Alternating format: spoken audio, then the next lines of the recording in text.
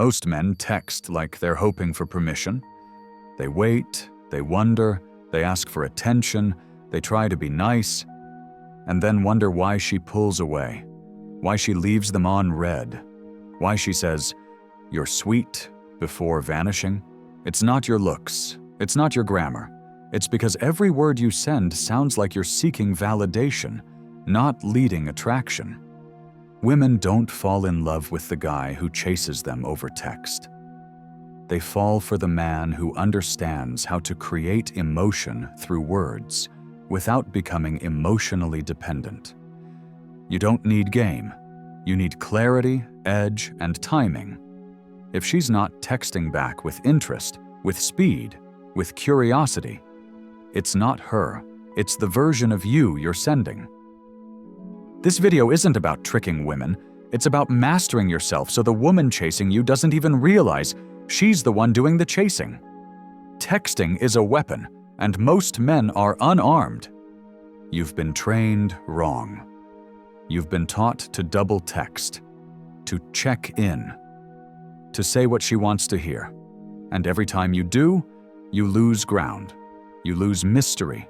You lose respect. Texting isn't about staying on her mind. It's about making her feel something she can't ignore. That's what makes her fall. Not emojis, not compliments, not trying to seem nice. Emotion, certainty, stillness. In this video, I'm going to show you 7 exact types of texts that make women feel something for you. Not out of strategy, but because they reflect a man she doesn't meet often. Comment below right now. I text with clarity. By the end, you'll never look at your phone the same way again. Number 1. The emotional mirror text. You don't chase her, you reflect her. When she sends a short message, you don't panic and type a paragraph to overcompensate. When she's playful, you match her tone without needing to escalate. When she goes deep, you go deeper, but only to the level where you still lead the frame. The mirror text is about matching her emotional intensity while never losing control. It lets her feel seen, but never feel like she owns your attention. You're reflecting, not reacting. Text like this. So you're the type who flirts and plays innocent. Got it. Interesting energy. I haven't decided what to do with it yet. That's a bold take. I can see how your mind works now. It tells her you're aware, present, reading her, not following her. And when a woman feels understood but not absorbed, she becomes curious. Curious women chase. Number 2. The identity reinforcer. Most men try to impress. High-value men express who they are without seeking applause. Women don't fall for the man who tells her, "I'm different." She falls for the man whose words show her he lives by standards, purpose, depth. The identity reinforcer text isn't about bragging. It's about dropping truth that frames your life. It might look like this. I don't text a lot. I prefer conversations that go somewhere. I don't do passive. I'm either in or I'm out. My time's heavy right now, but if I engage, it's because I see something rare. You're not flexing. You're clarifying. You're showing her she's not texting a boy looking for a spark. She's texting a man who's building a fire and doesn't need extra heat unless it's adding something real. This creates 2 reactions in her. 1. Respect. 2. Desire to meet the man behind the words.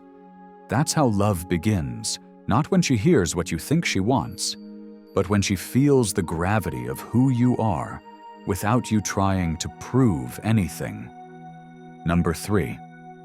The pattern interrupt. She's used to attention. She's used to bland compliments. She's used to guys trying to be the nice one. And that's exactly why most texts she gets mean nothing.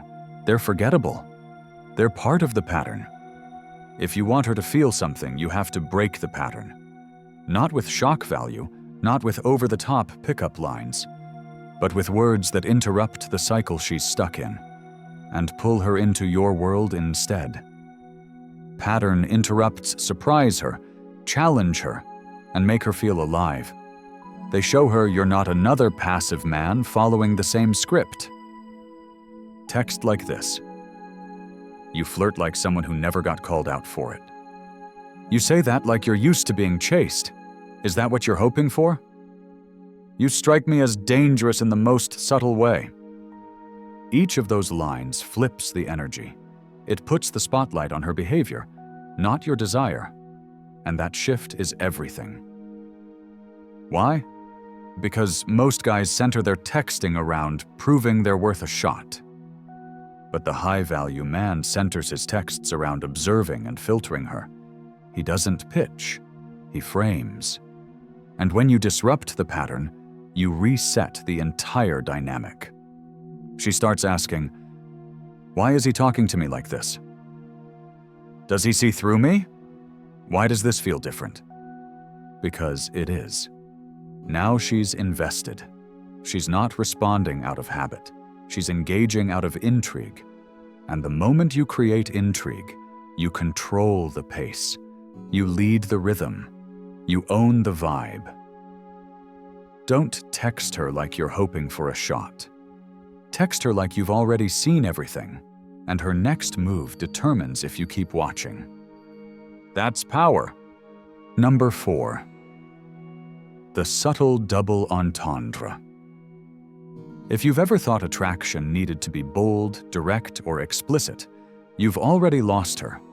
Women don't fall for words that spell everything out. They fall for energy that suggests everything, without revealing anything.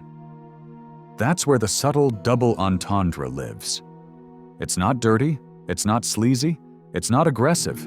It's controlled ambiguity. It's flirting wrapped in intelligence. It's the type of message that makes her read it twice. Pause and feel something she didn't expect. The most dangerous text is the one that doesn't say, I want you, but makes her want you anyway. You send things like, careful, you're starting to sound like trouble, the good kind. I'm not sure if you're teasing me or warning me. Either way, I'm intrigued. You'd be dangerous if I let my guard down. Good thing I don't do that easily. These aren't jokes, they're layers. They work because they imply sexual tension without demanding it, and that's the difference. Low-value men use pickup lines and sexual escalation because they think she won't get it unless they spell it out. High-value men drop just enough heat for her to light the fire herself. Why does it work? Because it gives her room to imagine. It allows her to fill in the blanks. It activates the desire engine in her mind. And that engine runs best when she feels like she's discovering it, not being dragged into it. She won't say it, but this is what she craves. A man who knows how to flirt in a way that makes her feel respected, yet completely disarmed. A man who can create electricity through words without sounding thirsty or obvious. A man who doesn't need to say, I want you, because every word he sends already made her feel it. Don't flirt to be liked. Flirt to be remembered. Because the right double entendre doesn't just make her smile, it makes her wait for the next one. And when she's waiting, she's already chasing. Number 5. The intellectual challenge.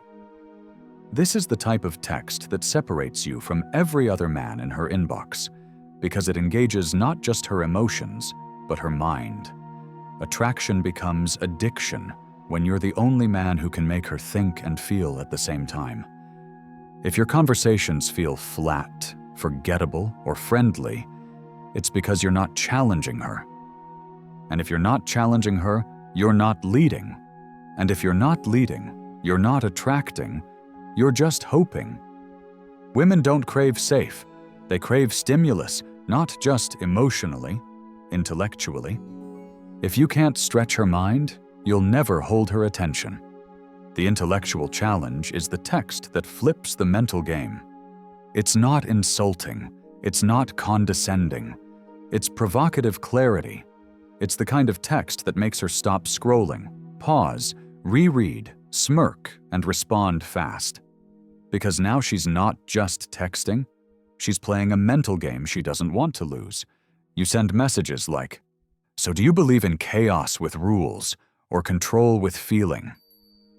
I bet you're used to being the smartest in the room, but do you know what you do when you're not? What's one thing you've never admitted in conversation, but can't stop thinking about when you're alone?" You're not asking questions to kill time. You're not making small talk. You're triggering thought and exposure. And when she opens up in that zone, even a little, she's emotionally investing. Every response you get is a piece of her identity she didn't expect to share. Now she's no longer performing. Now she's revealing. Now she's engaging from depth, not ego. And that creates the one thing most men never give her: mental intimacy. The man who can create mental intimacy owns a space in her mind that no hot guy ever could, because muscles and jawlines fade. But the man who sparks a thought that keeps looping in her head, he becomes unforgettable. And she doesn't even know why. She just knows that she texts back faster. She tells you more. She waits for your replies. And every time your name pops up, she's curious again. Because you're not the guy who just wants her body. You're the man who touches her mind. And that makes her chase everything else. Number 6, the pause and hold. The average man texts to relieve pressure. The high-value man pauses to create it. When she texts, he doesn't scramble for a reply. When the conversation slows, he doesn't panic and throw out a meme or wide. When she says something bold, he doesn't over-celebrate or act surprised. He pauses. He lets the tension breathe. He holds the space. This is emotional control in real time, and she feels it more than anything else, because she's used to instant gratification. She's used to men who jump at the buzz of her name. She's trained by social media to expect immediate feedback. And you break that. But not by ghosting, not by ignoring, not by disappearing just to play mind games. You pause intentionally, because your time is valuable and your focus isn't for sale. You hold because you're not needy for her energy. You're selective with your engagement. Texting becomes magnetic when it's not expected, but earned. You might say, after a flirty message, "Noted." Then nothing for an hour, after a question. "I'll answer that when you've earned it." Or simply, no reply at all, when the conversation has no direction. Not to punish, but to reclaim the dynamic. You train her, in silence, to respect the space. You show her that you're not emotionally triggered by attention. You're driven by depth, not dopamine.